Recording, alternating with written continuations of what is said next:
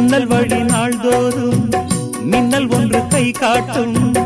அம்மம்மா என்னைத்தான் ஆசைகளில் நீராட்டும்.